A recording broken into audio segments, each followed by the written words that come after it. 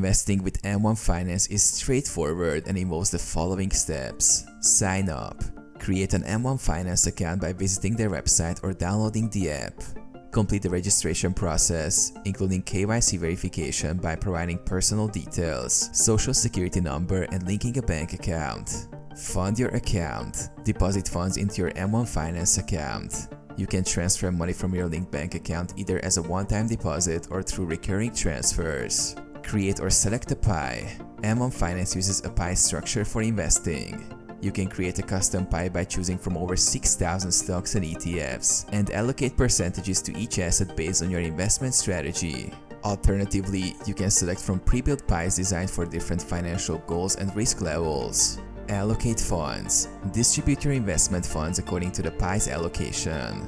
For example, if you set 20% of your pie to a particular stock, M1 Finance will invest 20% of your deposited funds in that stock.